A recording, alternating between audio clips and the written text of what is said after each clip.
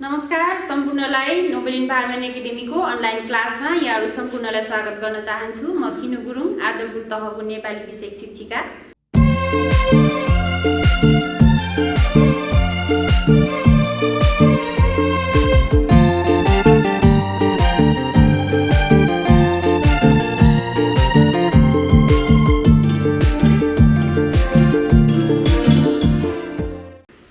आज म कक्षा 3, 4, 5 र 6 का विद्यार्थी भाइ बहिनीहरूको लागि नेपाली विषयमा भएको निबन्ध शीर्षक लिएर आएकी छु र मलाई आशा छ यहाँहरू सम्पूर्णले हाम्रो विद्यार्थी भाइ बहिनीहरू लगायत सम्पूर्ण भ्युअर्स जति पनि हाम्रो भ्युअर्सहरू हुनुहुन्छ उहाँहरूले हाम्रो यस भिडियोलाई हेरिसकेपछि लाइक, कमेन्ट, सेयर र धेरैभन्दा धेरै सब्स्क्राइब गरिदिनु हुनका लागि हार्दिक अनुरोध गर्दछु र मलाई आशा पनि छ यहाँहरूले गर्नुहुन्छ भन्ने।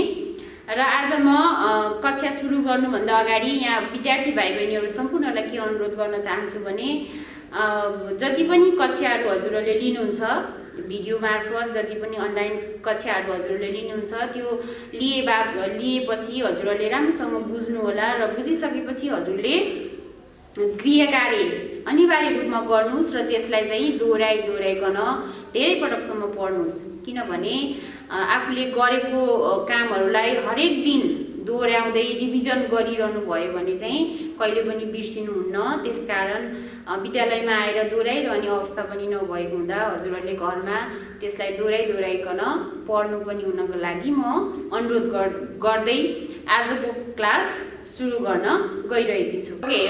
कक्षा 3, 4, 5 र 6 का विद्यार्थी भाइ बहिनीहरूको लागि मैले चाहिँ यो सबैजनालाई हुने गरेर कम्बाइनमा निबन्ध भनेको के हो त भन्ने विषयमा आज निबन्ध शीर्षकमा केही मैले जानेका कुराहरू हजुरहरूलाई प्रस्तुत गर्न गइरहेकी छु र मैले लगत्तै कक्षा 3, कक्षा 4, कक्षा 5 र कक्षा 6 का विद्यार्थी भाइ बहिनीहरूको पुस्तकमा भएको किताबमा भएको निबन्धलाई पनि सरल पढेर सुनाउने छु र सुनाउनुभन्दा अगाडि चाहिँ हामीले हाम्रो पुस्तकमा भएको यो सबैको पुस्तकमा पाठ 2 र पाठ 3 मा रहेको छ यो निबन्ध। कक्षा 3 का विद्यार्थी भाइ बहिनीहरूको लागि पाठ 2 मा, 4 का विद्यार्थी भाइ बहिनीहरूको लागि पाठ 3 मा छ, त्यसैगरी 5 को पाठ 2 मा यसरी दिएको छ। त्यसकारणले जुन पाठमा भए पनि हजुरहरूले निबन्ध चाहिँ मैले अहिले पाठ सरल भन्ने छु। अहिले निबन्ध भनेको के हो भनेर सकिसकेपछि चाहिँ हजुरहरूलाई मैले भन्ने छु र त्योभन्दा अगाडि हामीले योभन्दा अघिल्लो कक्षाहरूमा हामीले कविता भनेको के हो, कथा भनेको के हो भन्ने कुराहरू हजुरहरूले जानिसक्नु भएको छ र आज निबन्ध भनेको के हो त भन्ने विषयमा मैले छोटो एउटा अनुच्छेद लेखेको छु। कृपया यहाँहरू सम्पूर्णले ध्यान दिएर हेर्नु होला है।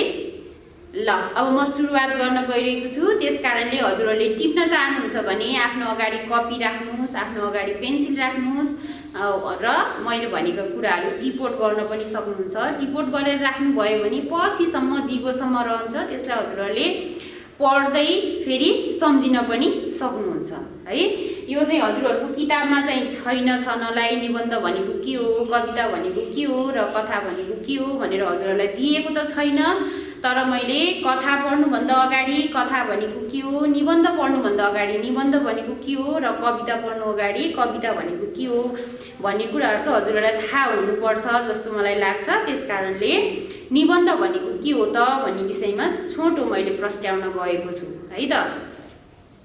र यहाँ हेर्न सक्नुहुन्छ मैले विषय नेपाली शीर्षक निबन्ध अथवा परिभाषा भनेर लेखेको छु। यो विशेष त निबन्ध भनेको के हो त्यस बारेमा हामी छलफल गर्दैछौँ, त्यसकारणले परिभाषा भनेर दिएको छु र कक्षा 3, 4, 5 र 6 का विद्यार्थी भाइ बहिनीहरूले हेर्नु होला है। साहित्यका प्रमुख विधाहरूमध्ये निबन्ध एक सशक्त विधा हो है। हामीले साहित्यका विभिन्न विधाहरू हामीले कविता, कथा पढिसकेका छौँ र ती विधाहरूमध्ये निबन्ध एउटा सशक्त विधाकै रूपमा हामीले मान्न सकिन्छ र यसलाई एउटा कान्छो विधाका रूपमा पनि लिने गरिन्छ साहित्यमा है। र साहित्यलाई पाठ्य श्रव्य भनेको कुनै पनि चीजहरू पढ्ने है त्यहाँ दिएको कुराहरू पढ्ने र सुन्ने र त्यसलाई बुझ्ने। पाठ्य श्रव्य भनेको पढ्ने सुन्ने र बुझ्ने एउटा माध्यम हो है। त्यसै गरी अर्को छ अभिनय र दृश्य। अभिनय भनेको जस्तै नाटक, एकाङ्की, कथा, कुराकानी यिनीहरूमा चाहिँ हामीले के गर्न सकिन्छ, एउटा व्यक्ति विशेषको नाम कुनै पनि व्यक्ति विशेषहरू राखेर तिनीहरू बिच चाहिँ कुराकानी गरेर अथवा त्यो नाटकमा के भन्न खोजिएको छ व्यक्ति बिच तिनीहरूले गरेको कुराकानीहरू देखाएर, तिनीहरूले गरेको अभिनयहरू देखाएर, यो दृश्य भनेको चाहिँ आँखाले नै हेर्न सकिने है। अभिनय गरेर अभिनयलाई आँखाले नै हेर्न सकिने विषयवस्तुहरू अन्तर्गत पर्छ यो अभिनय र दृश्य भनेर। र साहित्यलाई पाठ्य श्रव्य भनेको मैले अघि नै भनिहालेँ, पढ्ने र बुझ्ने, अनि श्रव्य भनेको सुन्ने है। पढ्ने सुन्ने र बुझ्ने एउटा माध्यम हो भने अभिनय र दृश्य भनेको त्यसलाई हामीले आँखाले नै हेर्ने कुनै पनि एक्टद्वारा है गरेर दुईवटा विधामा चाहिँ साहित्यलाई वर्गीकरण गरिएको छ, विभाजन गरिएको छ है। त्यो मध्ये चाहिँ निबन्धलाई हेर्नु पर्दा यो चाहिँ पाठ्य श्रव्य विधा अन्तर्गत पर्दछ है। हामीले निबन्ध पढ्दाखेरि चाहिँ के गरिन्छ त, पढिन्छ अथवा कसैले भनेको सुनिन्छ र त्यसलाई के गरिन्छ, बुझिन्छ मात्र। निबन्धमा हामीले कुनै पनि हात खुट्टाको हावभाव गरेर हामीले अभिनय नै गरेर चाहिँ त्यसमा देखाउन सकिँदैन है। त्यसकारण निबन्धलाई हामीले के अन्तर्गत राख्छौँ त, पाठ्य र श्रव्य अन्तर्गत राखिएको छ निबन्धलाई। र निबन्ध शब्द नि प्लस बन्ध मिलेर बनेको छ है। नि प्लस बन्ध मिलेर बनेको छ। नि भनेको राम्रोसँग र बन्ध भनेको बाँध्नु है। कुनै पनि मान्छेको विचारलाई राम्रोसँग बाँधेर लेखिएको, एउटा विचार प्रकट गरिएको कुनै पनि उसलाई चाहिँ साहित्यको विधालाई चाहिँ के भनिन्छ त, निबन्ध भनेर भनिन्छ। र निबन्धको परिभाषाहरू मैले हजुरहरूलाई अहिले एकछिनपछि भन्ने छु। निबन्धलाई विभिन्न निबन्धकारहरूले विभिन्न तरिकाले परिभाषित पनि गर्नुभएको छ। र अन्त्यमा के भन्छु भने मैले निबन्ध भनेको यो चाहिँ नेपाली शब्दकोश 2067 मा पनि लेखिएको छ। निबन्ध भनेको के रहेछ त भने, निबन्ध भनेको कुनै पनि विषयलाई लिएर कल्पनात्मक भनेको हजुरले कल्पना गरेर है, हजुरले एक्लै बसेर पनि कल्पना गर्न सक्नुहुन्छ। त्यो चाहिँ हामीले दिमागले खेलेर अथवा मनले सोचेर कुनै कल्पनाहरू गरिन्छ। जस्तै हामीले अहिले भर्खरै कल्पना गर्न सक्छौँ, हामी हिमालमा पुगेको कल्पना पनि गर्न सक्छौँ, पहाडमा चढेको कल्पना पनि गर्न सक्छौँ हो। हामीले मनले अथवा हाम्रो भावनात्मक रूपमा है, हाम्रो भावनाले कल्पना गरेको कुरा वा वस्तुगत भनेको सत्यतामा आधारित है, वस्तुगत रूपमा गद्यमा राम्रोसँग बाँधिएर लेख्ने साहित्य रचना नै के हो त, निबन्ध है। हामीले निबन्धलाई चाहिँ दुई प्रकारमा लेख्न सक्छौँ, एउटा कल्पनात्मक रूपमा र एउटा वस्तुगत रूपमा। कल्पनात्मक रूपमा भनेको कुनै पनि मैले अघि नै पनि भनिसकेँ, कुनै पनि चिजलाई एकदमै कल्पना गरेर लेख्ने है, त्यो चाहिँ एकदमै ठेट हुँदैन, त्यो सत्य हुँदैन, सत्य तथ्य हुँदैन। त्यसलाई चाहिँ हाम्रो मन अनुसार कल्पना गरेर लेख्ने कुरा हो है। जस्तै मेरो मन हिमालमा पुगेको छ है, मेरो मन हिमालमा पुगेको छ, तिम्रो मन खै कहाँ पुगेको छ, यसरी भन्न पनि सकिन्छ। अब मेरो मन कहाँ पुगेको रहेछ, अहिले हिमालमा पुगिसक्यो, त्यो चाहिँ कल्पना गरेको कुरा हो है। त्यसरी चाहिँ कल्पनात्मक रूपमा हामीले लेख्न सकिन्छ भने वस्तुगत रूपमा भनेको सत्यतामा आधारित, मैले अघि नै पनि भनिसकेँ, सत्य कुराहरू। जस्तै निबन्धकारले एकदमै सत्य कुराहरू, जस्तै मेरो देश नेपाल भनेर हामीले पढ्नु पर्यो भने हाम्रो देश नेपालको बारेमा सत्य कुराहरू मात्रै लेख्नु पर्यो। त्यो चाहिँ इतिहासमा भएको कुरा होस् अथवा अहिले भर्खरै भइरहेको घटनाहरू होस्, ती कुराहरूलाई सत्य कुराहरूमा मात्रै हामीले निबन्ध लेखिन्छ भने त्यसलाई चाहिँ निबन्ध के भन्छ, वस्तुगत निबन्ध भनेर हामीले भन्छौँ है। ओके, मैले हजुरहरूलाई भनिसकेँ निबन्धलाई चाहिँ दुई भागमा वर्गीकरण गरेर हामीले हेर्न सकिन्छ। एउटा चाहिँ वस्तुगत निबन्ध र अर्को चाहिँ कल्पना गरेर लेखिने निबन्ध, जसलाई चाहिँ कल्पनात्मक निबन्ध भनेर पनि भनिन्छ। र निबन्धलाई अङ्ग्रेजी साहित्यमा चाहिँ एस्से भनेर भनिन्छ। यो हजुरहरूलाई पनि थाहा होला र कतिपय भाइ बहिनीहरूलाई थाहा पनि नहोला। एस्से भनेर हामीले जुन अङ्ग्रेजीमा भनिन्छ, इङ्ग्लिसमा भनिन्छ, त्यसलाई चाहिँ नेपालीमा के भनिन्छ त निबन्ध भनेर भनिन्छ। र निबन्ध भनेको के हो हजुरहरूले बुझिसक्नुभयो। कुनै पनि हामीले कल्पना गरेको कुरामा लेखिएको कुरा अथवा ठेट सत्यतामा आधारित रहेर लेखिएको कुरालाई के भनिन्छ त निबन्ध भनेर भनिन्छ। र त्यो निबन्ध पनि एउटा साहित्यको सशक्त रूप हो। यो चाहिँ मैले अघि नै पनि हजुरहरूलाई भनिसकेको छु। र कल्पनात्मक निबन्धलाई हामीले निजात्मक अथवा आफ्नै निजी अनुभूति, कुनै पनि व्यक्तिको निजी अनुभूति, आफ्नो निजी अनुभूति भन्नाले आफ्नै अनुभवहरूलाई पनि लेख्नबाट पनि लेख्न सकिन्छ है। यसलाई कल्पनात्मक अथवा भावनात्मक निबन्ध पनि भनेर भनिन्छ। त्यसमा चाहिँ सत्यता हुँदैन, मैले अघि नै भनिहालेँ, वास्तविक कुरो हुँदैन। र वस्तुपरक भनेको चाहिँ वस्तुपरक निबन्धहरूमा चाहिँ विशेष गरेर विषयको प्रधानता हुन्छ है। विषय जस्तै निबन्धको शीर्षक के छ त्यसमै आधारित भएर त्यस सम्बन्धी सत्य कुराहरूलाई चाहिँ हामीले वस्तुगत निबन्धमा पाउन सकिन्छ। र यहाँ मैले परिभाषाहरू टिपोट गरेर लिएको छु। यो चाहिँ हजुरहरूले सुनेर पनि लेख्न सक्नुहुन्छ, मैले चाहिँ बोर्डमा लेख्दिनँ। परिभाषा निबन्धलाई विभिन्न निबन्धकारहरूले, निबन्धकार भनेको हजुरहरूलाई थाहा छ कि छैन? निबन्धकार भनेको जसले निबन्ध लेख्नुहुन्छ उहाँलाई चाहिँ निबन्धकार भनेर भनिन्छ है। विभिन्न निबन्धकारहरूले हाम्रो नेपालकै निबन्धकारहरू अथवा विदेशतिरका निबन्धकारहरूले चाहिँ विभिन्न आफ्नै तरिकाले चाहिँ तर्क दिनुभएको छ निबन्ध भनेको के हो भनेर है। निबन्ध भनेको के हो त भन्ने बारेमा चाहिँ आफ्नै तरिकाले परिभाषित गर्नुभएको छ। जस्तै बेलायती साहित्यकार हुनुहुन्छ एउटा बेकेन भन्ने साहित्यकारले के भन्नुभएको छ भने कुनै पनि छरिएका चिन्तनको प्रस्तुति नै निबन्ध हो भनिएको छ है। छरिएर रहेको चिन्तन भनेको हजुरहरूलाई थाहा छ कि छैन? छैन होला है। चिन्तन भनेको विचार हो, चिन्ता होइन है। फेरि चिन्तन भनेको मान्छेको विचार हो। कुनै पनि छरिएका चिन्तनहरू, विचारहरूको प्रस्तुति नै के रहेछ त निबन्ध रहेछ है। र जोन्सन भन्ने साहित्यकारले, निबन्धकारले लेख्नुभएको छ, निबन्ध मनको उन्मुक्त विचरण हो।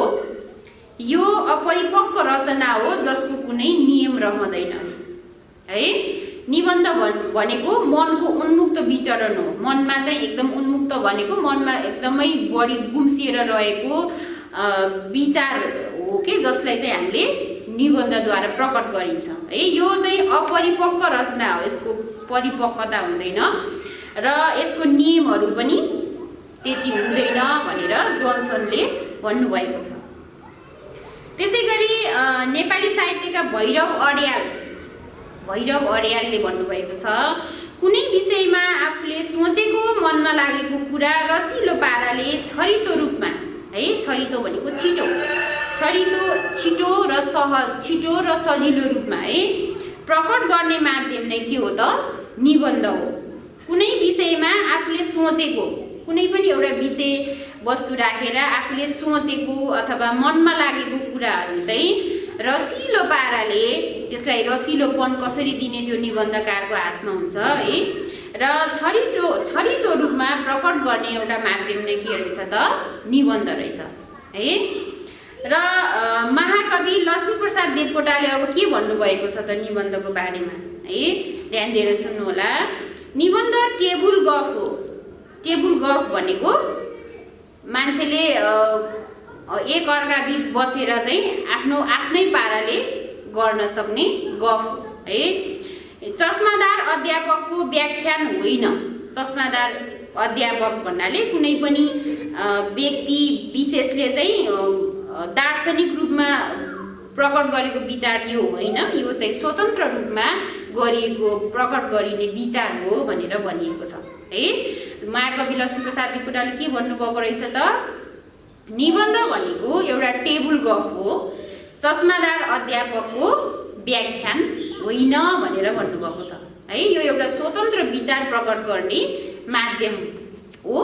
यो चाहिँ दार्शनिकहरूले गफ गर्ने विद्या चाहिँ होइन, दार्शनिक रूपमा गरिएको गफ चाहिँ होइन यो है। यो सिलसिलाबद्ध रूपमा विचार प्रकट गर्ने एउटा माध्यम हो भनेर भनिएको छ है। र अन्त्यमा म के भन्न चाहन्छु भने निबन्ध भनेको हजुरहरूले बुझिसक्नुभयो, यो चाहिँ एउटा व्यक्तिको चिन्तन प्रकट गर्ने एउटा माध्यम हो रहेछ हो, र कुनै पनि विचारहरू प्रकट गर्ने एउटा माध्यम रहेछ। त्यसै गरी मान्छेको भावना, त्यसै गरी कुनै पनि मतहरू मान्छेको मनमा एकदमै गुम्सिएर बसेको कुराहरूलाई चाहिँ हामीले निबन्ध मार्फत चाहिँ हामीले के गर्न सकिँदो रहेछ, प्रकट गर्न सकिँदो रहेछ। त्यसैले निबन्ध के छ त, साहित्यमा एकदमै महत्त्वपूर्ण छ है। ओके, कक्षा 6 का भाइ बहिनीहरू कृपया ध्यान दिएर हेर्नुहोला। म अब हजुरहरूलाई कक्षा 6 को पाठ 2 मा रहेको मेरो जीवनको लक्ष्य भन्ने निबन्ध लिएर आएको छु। कृपया यहाँहरू सम्पूर्णले आफ्नो किताब लिएर पेज नम्बर 9 पल्टाउनुहोस् है। पेज नम्बर 9 मा दिएको छ मेरो जीवनको लक्ष्यको पूर्व पठन है। पूर्व पठन भनेको पाठ पढ्नुभन्दा अगाडि हजुरले जान्नुपर्ने कुराहरू यो पेजमा दिएको छ। त्यसकारणले पेज नम्बर 9 हेर्नुहोस् है। ल, किताब निकाल्नु भयो सबैजनाले? ल, किताब निकाल्नुहोस् अगाडि राखेर अनि यो भिडियोलाई हेर्नुहोस् है। तलका चित्रहरू हेरी ठिक शब्द लेख भनेको छ। यहाँ चित्रहरू दिएको छ। अब हजुरहरूले उहाँहरूले के पेसा अपनाउनु भएको छ त है। उहाँहरूको लक्ष्य के हो, उहाँहरूले आफ्नो लक्ष्य अनुसार के पेसा अपनाउनु भएको छ भन्ने कुरा दिएको छ। यो चाहिँ हजुरहरूले लेख्नु होला। जस्तै सुरुको चित्र दिएको छ, उहाँ चाहिँ डक्टर हो है, डाक्टर भनेर लेख्नुहोस्। दोस्रो नर्स, तेस्रो शिक्षक, चौथो विद्यार्थी, पाँचौं ड्राइभर, छैटौं सिपाही, सातौं खेलाडी र आठौं पाइलट। यसरी लेख्नुहोस् है। खाली ठाउँमा लेख्न भनेको छ चित्र हेरेर। र शब्द र अर्थ मैले यहाँ लेखिदिएको छैन। हजुरहरूले प्रायले चाहिँ हजुरहरूसँग किताब छ पक्कै पनि, त्यसकारणले किताब हेरेर मैले भनेको कुराहरू सुनेर बुझ्नुहोस् है। शब्द र अर्थ कुनै पनि पाठमा जानुभन्दा अगाडि हामीले शब्द अर्थ पढ्नु आवश्यक छ। किनभने पाठमा दिएका अप्ठ्यारा गाह्रो लाग्ने शब्दहरू के हुन्छन् त, अगाडि नै दिएको हुन्छन् तिनीहरू शब्दहरूको अर्थहरू। त्यसकारणले हामीले पाठ पढ्नुभन्दा अगाडि, पाठ पढ्नु अगावै हामीले यो शब्दको अर्थहरू जान्नु जरुरी छ है। लक्ष्य भनेर दिएको छ। लक्ष्य भनेको के हो त? हामीले जीवनमा लिने लक्ष्य भनेको हाम्रो उद्देश्य हो है।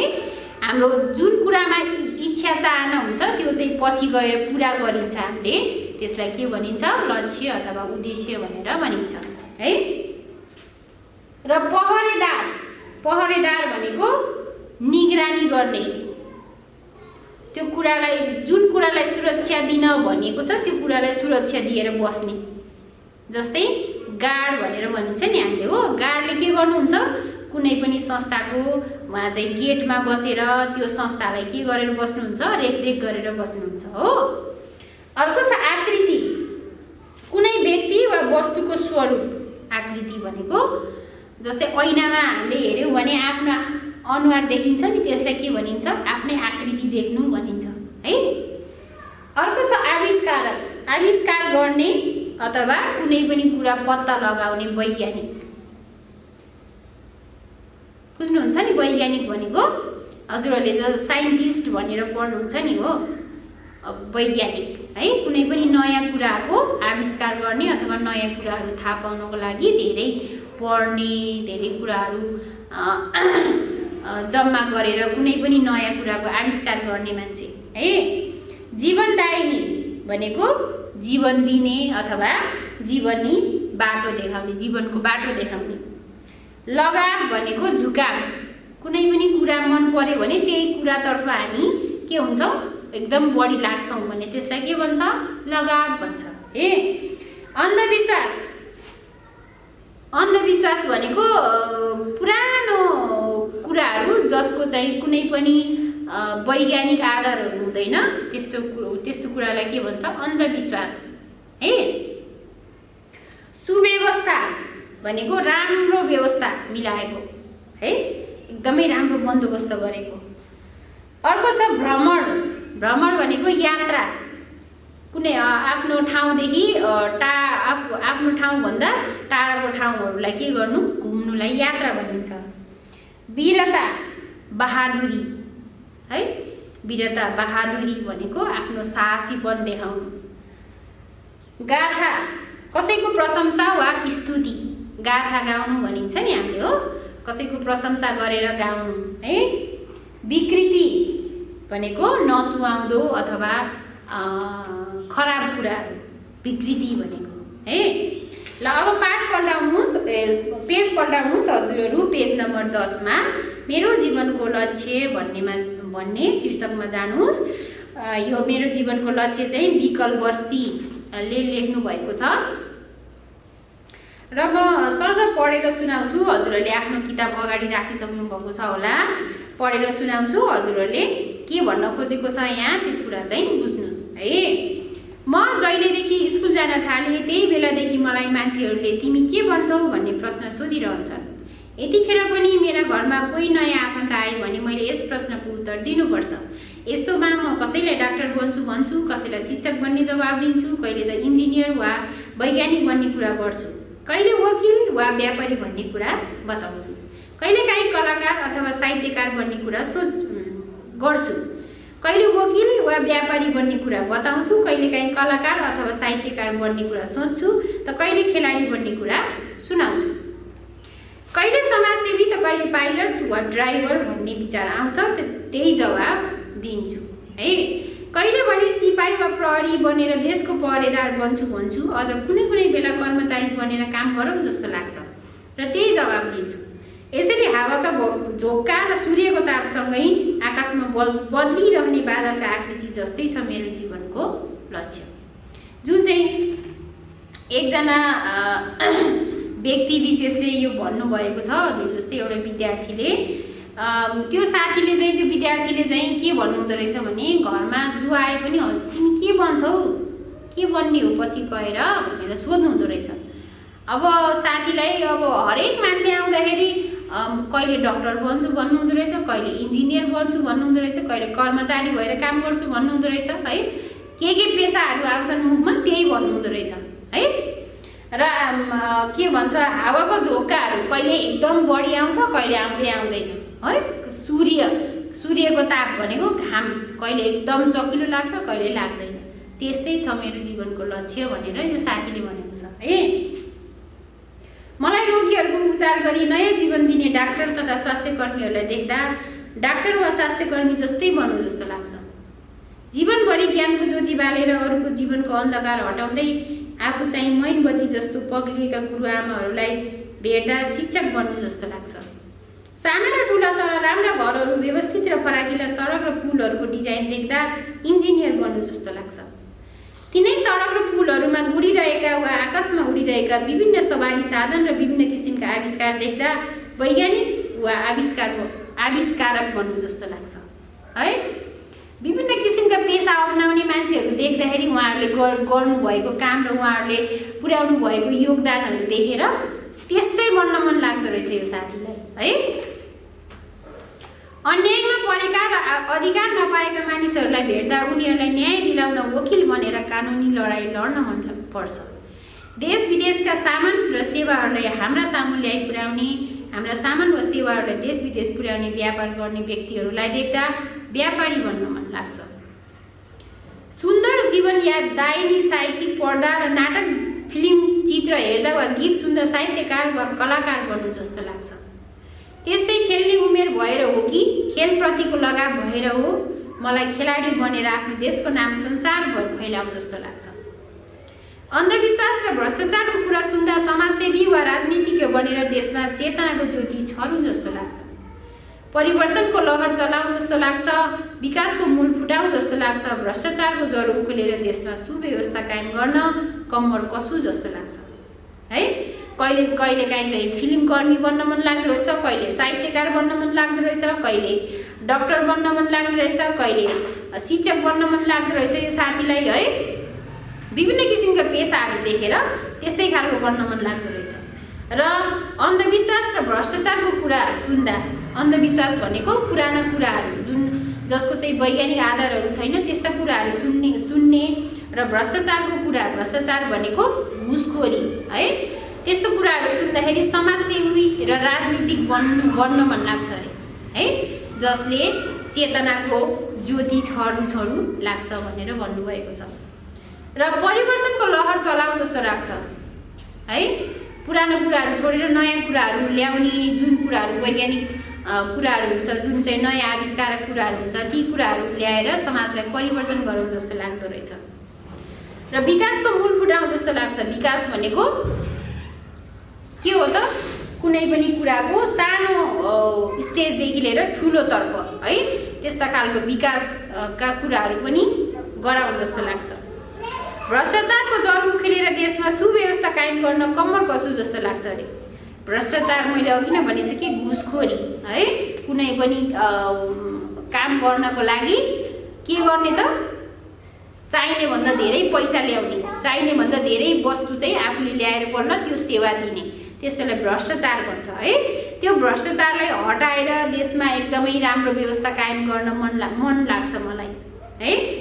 पानीमा चलिरहेका, सडकमा गुडिरहेका र आकाशमा उडिरहेका सवारी साधन देख्दा तिनै सवारी साधनको चालक बनेर संसार भ्रमण गरौँ जस्तो लाग्छ अरे है। रोडमा गुडिरहेको, आकाशमा उडिरहेको हवाईजहाजहरू देख्दाखेरि चाहिँ आफू पनि त्यही उडाउने र गुडाउने, जस्तै ड्राइभर र पाइलट बन्न मन लाग्छ अरे। आफूसँगै अरूहरूलाई पनि दुनियाँको दर्शन गराउँ जस्तो लाग्छ। इतिहासमा लेखिएका वीरताको गाथा पढ्दा सिपाही बनेर देशको रक्षा गरौँ जस्तो लाग्छ। इतिहासमा जुन लेखिएका वीरताका गाथाहरू छन्, जस्तै पृथ्वीनारायण शाहदेखि लिएर विभिन्न शहीदहरूको बारेमा लेखिएको जुन इतिहासहरू छन्, तिनीहरू पढ्दाखेरि चाहिँ उहाँहरू जस्तै बन्न मन लाग्छ अरे के साथीलाई है। इतिहास समाजमा सुशासन कायम गर्न, विकृतिहरू हटाउन 24 घण्टा खटिरहने इच्छा जाग्दा प्रहरी बन्नु जस्तो लाग्छ। जनतालाई सेवा र सुविधा दिन कर्मचारी बन्नु जस्तो लाग्छ है। समाजमा सबैलाई सुशासन कायम गर्न, सबैलाई सुरक्षा दिइरहने देख्दाखेरि चाहिँ प्रहरी पनि बन्नु जस्तो लाग्छ अरे है। अनि जनतालाई सेवा सुविधा दिने, जनताहरू कार्यालयमा आउँदाखेरि के सेवाको लागि आउनुभएको छ त्यो सेवा दिनको लागि फेरि कार्यालयमा बसेर काम गर्नु जस्तो पनि लाग्छ अरे। मलाई थाहा छ मैले माथि चर्चा गरेँ जस्तै सबै कुरा मेरो जीवनका लक्ष्य हुन सक्दैनन्। माथि चर्चा गरेको सबै पेसाहरू एउटै मान्छेले अपनाउन सक्छ त? पक्कै पनि सक्दैन। अहिले नै म यही बन्छु भनेर किटान पनि गर्न सक्दिनँ, किनभने मेरो अगाडि धेरै बाटाहरू छन्। म अहिले डक्टर बन्छु, अहिले पाइलट बन्छु, अहिले कर्मचारी बन्छु, अहिले शिक्षक बन्छु भनेर भन्न पनि अहिले म सक्दिनँ, किनभने मेरो अगाडि धेरै बाटाहरू छन्। भोलि गएर जे पनि बन्न सक्छु म है। ती मध्ये यहाँ माथि अघि नै प्रस्ताइसकेको कुरा पेसाहरूमध्ये म जे पनि बन्न सक्छु है। त्यसको लागि के गर्नु पर्यो त? जुनसुकै पेसा, जुनसुकै व्यवसाय, जुनसुकै पेसा अपनाउनको लागि के गर्नु पर्यो? अहिले पढ्नु पर्यो, किनभने म सानै छु है। म जुनसुकै क्षेत्र, पेसा र व्यवसायमा गए पनि जीवनमा एउटा असल व्यक्ति बन्न चाहन्छु। मान्छे जुनसुकै पेसामा आबद्ध होस्, जुनसुकै पेसामा लागेको मान्छे होस्, त्यो मान्छे सबैभन्दा के जरुरी छ त? असल मान्छे बन्न जरुरी छ। जो मान्छे असल छैन त्यो मान्छेले जेसुकै पेसा अपनाओस् के हुन्छ त? त्यो मान्छे कहिले पनि सफल बन्न सक्दैन है। र जुनसुकै पेसा, जुनसुकै क्षेत्रमा लागेको मानिस भए पनि हामी सबै के बन्नु आवश्यक छ त? एउटा असल मान्छे, असल व्यक्ति बन्नु आवश्यक छ सबैभन्दा पहिला है। जो मान्छे असल व्यक्ति छ त्यो मान्छेले जे लक्ष्य लिए पनि त्यो लक्ष्य प्राप्त गर्न सक्छ, पाउन सक्छ। जो मान्छे असल छैन त्यो मान्छेले आफ्नो लक्ष्य पाउन सक्दैन है। समाज, देश र सिङ्गो मानव जातिको हित हुने काम गर्ने व्यक्ति बन्न चाहन्छु। जो मान्छे असल हुन्छ त्यो मान्छेले के चाहन्छ त, आफ्नो परिवार, आफ्नो समाज, आफ्नो देश हो, आफ्नो पुरै राष्ट्र नै के देख्न चाहन्छ त्यो असल मान्छेले, एकदमै राम्रो देख्न चाहन्छ हो। सुव्यवस्था भएको, सुव्यवस्था भनेको एकदमै राम्रो बन्दोबस्त भएको देश देख्न चाहन्छ हो। र देशको हित हुने काम गर्ने व्यक्ति हुन चाहन्छु नि। जो असल मान्छे हुन्छ उसले चाहिँ सबै कुरामा के देखेको हुन्छ त, राम्रो पोजिटिभ कुराहरू देखेको हुन्छ। अहिलेलाई मेरो जीवनको लक्ष्य यही हो। यो जुन स्पिकर हुनुहुन्छ, जुन निबन्धमा आउनुभएको व्यक्ति हुनुहुन्छ, हजुर जस्तै एउटा बच्चाले भनेको कुरालाई यहाँ लेखिएको छ। त्यो साथीले के भन्न खोज्नु भएको छ त भने, म भोलि भविष्यमा जेसुकै भनौँ, म जे पेसा पनि अपनाउन सक्छु, तर म विशेष गरेर म अहिलेलाई एकदमै असल मान्छे बन्न चाहन्छु है। यो भनेको अर्थ के हो भने, जुन पनि मान्छे जेसुकै पेसा अपनाए पनि एउटा असल व्यक्ति बन्नु एकदमै आवश्यक छ भनेर भनेको है। त्यसकारणले हजुरले अहिले हजुर कक्षा 6 मा हुनुहुन्छ, हजुरले भोलि म जे यस्तो बन्छु उस्तो बन्छु भनेर जे भन्नुभए पनि त्यो बन्नको लागि जुन हजुरले लक्ष्य लिनुहुन्छ त्यो लक्ष्य पुरा गर्नको लागि हजुर अहिलेदेखि नै के बन्नु पर्यो, एउटा असल व्यक्ति बन्नु पर्यो है। त्यही भन्न खोजेको छ यो पाठले, मेरो जीवनको लक्ष्यले। यो चाहिँ विकल बस्तीले लेख्नु भएको छ। यो पाठलाई हजुरले राम्रोसँग पढ्नुहोस् र यो पाठले के भन्न खोजेको छ त्यो कुराहरू पनि बुझ्नुहोस्। मैले बुझाइ पनि सकेको छु र हजुरले पढेर अझै पनि बुझ्ने कोसिस गर्नुहोस्। र जीवनमा, हाम्रो जीवनमा जे लक्ष्य लिए पनि हामीले सबैभन्दा पहिला असल व्यक्ति बन्नुपर्छ है। ल, अब हाम्रो पाठ सकिसकेको छ। हजुरहरूको लागि गृह कार्य, यो मेरो जीवनको लक्ष्यबाट 2 पाना हस्तलेखन लेख्नुहोस्। गृह कार्य है, 2 पाना हस्तलेखन गर्नुहोस् पहिला, एकदमै सफा र राम्रो अक्षरमा। र पेज नम्बर 12 को अभ्यास, शब्द भण्डारको पेज नम्बर 12 को अभ्यास लेख्नुहोस् है। पेज नम्बर 12 मा के भनेको छ, छेउमा अर्थ दिएका शब्द ठिक छन्, ठिक शब्द छान र शब्दमा अर्थ बनाई पढ। यतापट्टि अर्थहरू छन्, यतापट्टि के छन्, यतापट्टि शब्दहरू छन्, यता अर्थहरू छन्। र यहाँ दिएको जुन अर्थहरू पढेर कुन चाहिँ शब्द लाग्छ यताबाट छानेर यहाँ लेख्नुहोस्। र एउटै अर्थ आउने शब्दहरू जोडा मिलाउनु, यहाँ सेम है, उस्तै अर्थ आउने शब्दहरूमा जोडा मिलाउनुहोस्। र 3 मा छ उल्टो अर्थमा, उल्टो अर्थ के हुन्छ लेख्नुहोस्। जस्तै उत्तर भनेको छ, उत्तरको उल्टो अर्थ के हुन्छ, के हुन्छ, प्रश्न हुन्छ हो। उत्तरको उल्टो अर्थ प्रश्न हुन्छ। 4 मा छ कसलाई के भनिन्छ लेख, रोगीहरूको औषधोपचार गर्ने व्यक्तिलाई के भनिन्छ, डाक्टर भनिन्छ। यो पेसा लेख्नुहोस् कि यहाँ है पढेर। 5 मा तलको शब्द प्रयोग गरी वाक्य बनाऊ। यहाँ शब्दहरू दिएको छ, यिनीहरू प्रयोग गरेर वाक्य बनाउनुहोस् है। यसरी कक्षा 3, 4, 5 र 6 को मैले हजुरहरूलाई लगातार पढाइसकेको छु निबन्धको बारेमा। निबन्धमा के भन्न खोजिएको छ, के दर्शाउन खोजिएको छ त्यो कुरा बुझेर अनि आफ्नो अभ्यास गर्नुहोस्, हस्तलेखन गर्नुहोस् र एकदमै त्यसलाई खाली समय हुँदाखेरि रिभिजन दोहोऱ्याइरहनुहोस् है। रिभिजन गर्नुहोस् र घरमै रहनुहोस्, सुरक्षित रहनुहोस्। र अर्को हप्ता भेट्ने बाचा गर्दै यहाँहरू सम्पूर्णसँग बिदा हुन चाहन्छु। धन्यवाद।